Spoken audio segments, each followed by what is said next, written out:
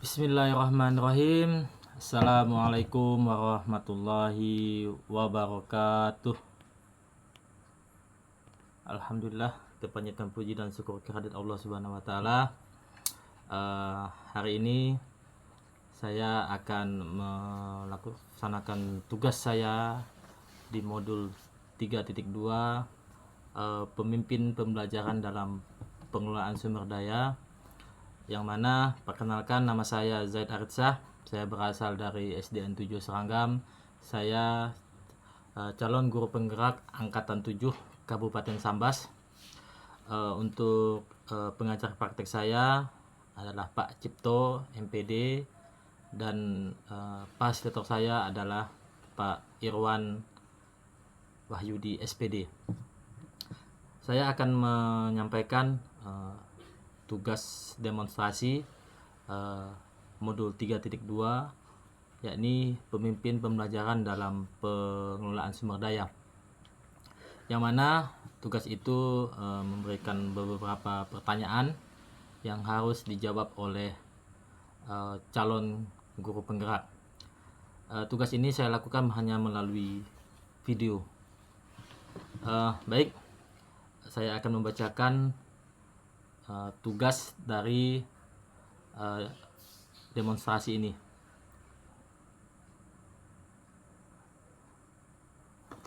Yang pertama, buatlah kesimpulan tentang apa yang dimaksud dengan pemimpin pembelajaran dalam pengelolaan sumber daya dan bagaimana Anda bisa mengimplementasikannya di dalam kelas, sekolah, dan masyarakat sekitar sekolah.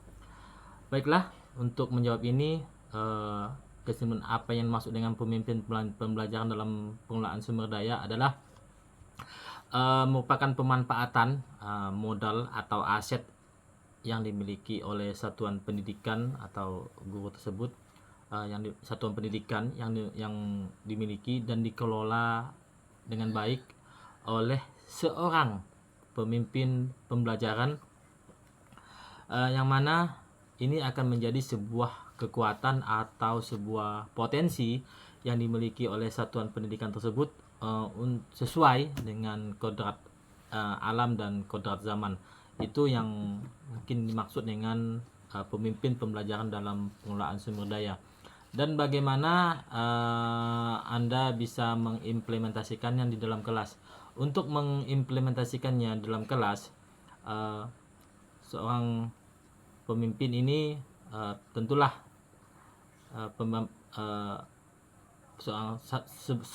sebuah satuan pendidikan itu memiliki pemanfaatan sumber daya yang ada di sekolah menjadi modal utama, ya, dalam membangun kekuatan atau potensi dalam ruang lingkup warga sekolah. Tadi di kelas, di sekolah maupun masyarakat sekitar, ya, lingkungan dan masyarakat. Jadi kita selaku pemimpin pembelajaran ini dalam mengimplementasikannya tentu satuan pendidikan ini merupakan ada sebuah ekosistem, ya, sebuah ekosistem atau interaksi, ada hubungan timbal balik dan saling ketergantungan. Ini biasa di komponen ekosistem ini disebut biotik dan abiotik. Jadi unsur hidup dan unsur yang tidak hidup dalam sebuah lingkungan. Faktor biotik atau unsur yang hidup ini dan abiotik ini yang tidak hidup ini saling berinteraksi. Jadi saling berinteraksi selaras dan harmonis. Jadi faktor-faktor biotik akan saling mempengaruhi dan membutuhkan keterlibatan aktif. Misal hubungan antara murid, kepala sekolah, guru, staf, tenaga pendidikan maupun yang lainnya gitu, maupun pengawas gitu, pengawas sekolah, orang tua, dan lingkungan sekitar, ya. Sedangkan faktor abiotik itu tadi itu faktor biotik. Kalau abiotik itu berkaitan dengan sarana dan prasarana sekolah, contohnya prasarana dan prasarana sekolah, terus keuangan, bangunan, dan lain-lain, ya, seperti itu. Jadi kalau seorang pemimpin pembelajaran dalam pengelolaan sumber daya ini bisa mengimplementasikannya dengan membuat sebuah kekuatan atau pemetaan kekuatan atau sumber daya yang ada di sekolah, sehingga kekuatan tersebut dapat menjadi keberlangsungan atau keterkaitannya ini bermanfaat untuk satuan pendidikan tersebut. Itu biasa disebut dengan 7 modal utama. Dan seorang pemimpin pembelajaran juga dapat memanfaatkan pendekatan berpikir dalam pengelolaan aset, ya, diantaranya pendekatan berbasis kekurangan atau masalah atau deficit based thinking akan melihat dengan cara pandang negatif. Ada juga dengan pendekatan berbasis aset atau asset based thinking. Ini dengan memusatkan dengan satuan pendidikan atau pemimpin pembelajaran dengan bisa menggunakan asset based thinking ini bisa memusatkan pikiran pada kekuatan positif yang ada di satuan pendidikan tersebut. Pada saat bekerja ini akan menjadi sebuah inspirasi, akan menjadi kekuatan atau menjadi potensi yang positif untuk membangun satuan pendidikan. Ini untuk pertanyaan pertama. Untuk pertanyaan kedua, jelaskan dan berikan contoh bagaimana hubungan pengelolaan sumber daya yang tepat akan membantu proses pembelajaran murid menjadi lebih berkualitas. Ini ya. Pengelolaan sumber daya yang tepat dan dapat mendorong proses pembelajaran di kelas, ya, menjadi lebih berkualitas merupakan bagian dari pengelolaan sumber daya yang ada di sekolah. Ya. Jadi satuan pendidikan itu mempunyai hak untuk mengatur, melaksanakan dan mengawasi kegiatan pendidikan agar kegiatan itu bisa efektif dan efisien dalam penyelenggaraan pendidikan, sehingga dapat tercapai pendidikan yang bermutu dan pendidikan yang sesuai dengan kodrat alam dan kodrat zaman tadi, ya. Ini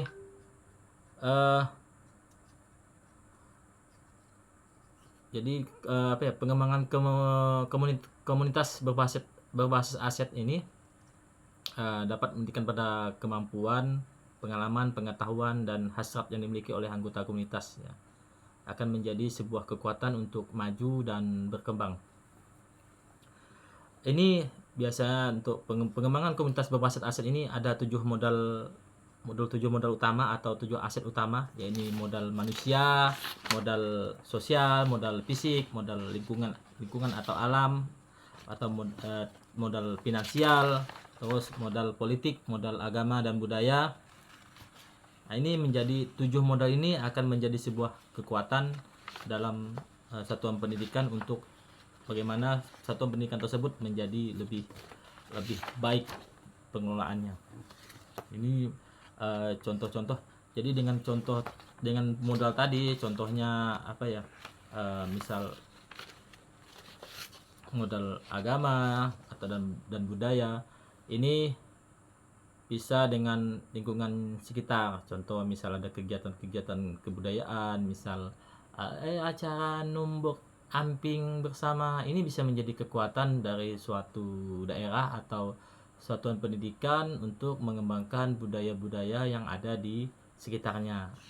Ini menjadi sebuah pendidikan karakter lah untuk nilai lebih atau menjadi ikon dari satuan pendidikan tersebut, ya. Terus pertanyaan ketiga, berikan beberapa contoh bagaimana materi ini juga berhubungan dengan modul lainnya yang Anda dapatkan sebelumnya selama menjadi pendidikan guru penggerak.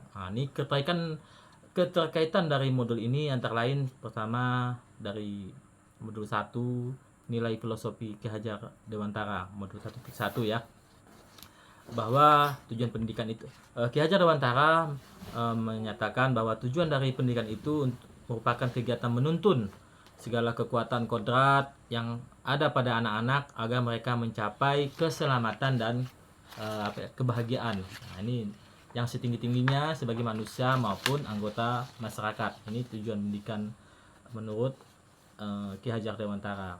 Terus bagaimana ini menjadi sebuah kekuatan untuk keterikatan materi ini agar anak-anak kita sesuai dengan kodrat alam dan kodrat zaman tadi, ya. Jadi setiap anak itu mempunyai potensi yang berbeda-beda, Jadi tugas kita itu untuk seorang guru jelas untuk menuntun mereka mendebalkan potensi yang mereka miliki, sebagai agar mereka menjadi nantinya menjadi anggota masyarakat yang baik dan sesuai. Selanjutnya, ini keterampilan materi sesuai dengan nilai dan peran guru penggerak adalah guru sebagai pendidik merupakan salah satu dari modal utama dalam 7 aset tadi. Guru menjadi modal utama karena modal di situ ada modal manusia. Nah, ini untuk keterkaitan dengan nilai dan peran guru penggerak. Sedangkan untuk visi guru penggerak, ini keterkaitannya sesuai dengan visi guru penggerak, yakni dengan berbasis inquiry apresiatif melalui konsep atap dan bagja. Mungkin kita sudah mengetahui bagja. Ini selanjutnya keterkaitan dengan budaya positif, modul budaya positif ya. Modul budaya positif ini bagaimana budaya positif lingkungan sekolah merupakan budaya mendukung dalam bentuk perkembangan murid. Ini misalkan dengan melakukan kegiatan restitusi, budaya positif agar anak-anak kita, peserta didik kita memiliki karakter positif di masa depannya. Jadi bukan menghukum, bukan tujuannya itu untuk memanusiakan manusia dengan menerapkan disiplin positif ya, untuk memotivasi perilaku manusia melalui hukuman dan penghargaan. Terus keterkaitannya dengan pembelajaran berdiferensiasi. Sedangkan kita ketahui pembelajaran berdiferensiasi adalah sebuah cara dalam pembelajaran yang sangat berpihak pada murid. Ya, sesuai dengan kesiapan belajar siswa, sesuai dengan dan profil belajar siswa yang berbeda sesuai dengan keunikannya. Ini keunikannya. Jadi seorang guru sebelum melakukan pembelajaran berdiferensiasi ini harus melakukan pemetaan agar dapat mengetahui menjadi kekurangan dan kelebihan dari seorang murid. Apa yang menjadi kekuatan dalam proses pembelajaran nanti bisa dikaitkan dalam proses pembelajaran berdiferensiasi. Ini menjadi jika ini menjadi proses yang keterkaitan dengan modul ini ya.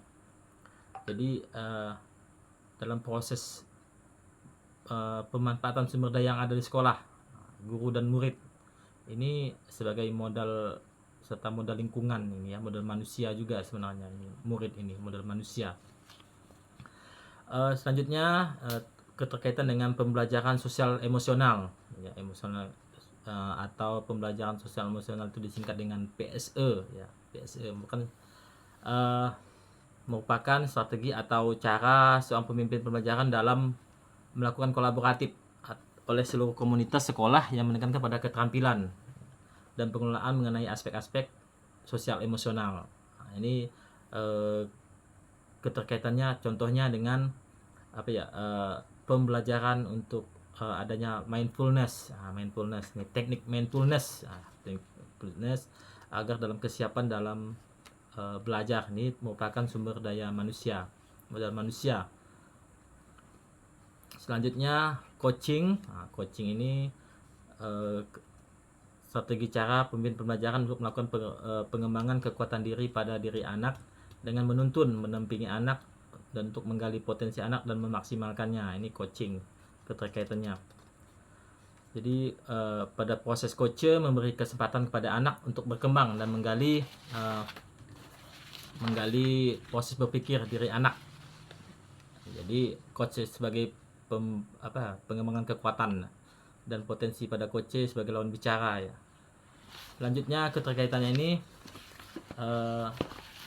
sebagai pemimpin pembelajaran, pengambilan keputusan yang bertanggung jawab. Jadi sebagai seorang pemimpin itu dalam proses pembelajaran selalu berhadapan dengan dua situasi, yakni dilema etika dan bujukan moral. Ini yang sering ditemukan, sering didapatkan dilema etika dan bujukan moral dalam kita mengambil sebuah keputusan. Ini melalui ada langkah-langkahnya dalam pengambilan keputusan ini berdasarkan 4 paradigma, 3 prinsip dan 9 langkah. Ini yang sebelum-sebelumnya sudah dipelajari di modul sebelumnya dan pengujian keputusan. Ini pengujian dalam pengambilan keputusan bertanggung jawab ini. Nah, itu untuk pertanyaan sebelumnya. Pertanyaan selanjutnya, ceritakan pula bagaimana hubungan antara sebelum dan sesudah Anda mengikuti modul ini, serta pemikiran apa yang sudah berubah di diri Anda setelah Anda mengikuti proses pembelajaran dalam modul ini. Baik, setelah hubungannya apa ya? Sebelum belajar modul 3.2 ini, pemimpin dalam pembelajaran nih, pemimpin dalam pengelolaan sumber daya. Jadi saya masih kurang fokus dalam pengelolaan sumber daya, masih menggunakan teknik banyak kekurangan yang dipikirkan, bukan hal-hal yang menjadi sebuah kekuatan positif. Masih bagaimana masih ada perasaan pesimis, masih ada negatif, ada merasa takut gagal. Tapi setelah mempelajari modul ini, mengetahui bahwa ada kekuatan atau modal aset tadi, ini menjadi sebuah hal-hal yang positif dan membangun, dan menjadi sebuah kekuatan dalam mengembangkan hal ini. Jadi ini menjadi sebuah membuat perubahan dalam pemikiran saya. Pemikiran saya itu menjadi berubah bahwa apapun semuanya pasti ada kekurangan dan pasti ada kekuatan. Jadi yang ditonjolkan itu adalah kekuatan positif atau modal aset yang ada, itu dimanfaatkan semaksimal mungkin, dicari apa yang menjadi potensi, digali, tidak hanya diam, tapi memanfaatkan sumber daya yang ada, baik yang ada di satuan pendidikan tersebut maupun yang ada di lingkungan masyarakat. Ini sehingga dengan kita mengetahui ini, pengelolaan sumber daya ini akan lebih maksimal lagi. Itu yang yang telah terjadi perubahan dan pemikiran saya. Mungkin itu yang bisa saya sampaikan. Terima kasih atas segala perhatian. Mudah-mudahan ini bermanfaat untuk kita semua. Billahi taufiq wa hidayah. Assalamualaikum warahmatullahi wabarakatuh.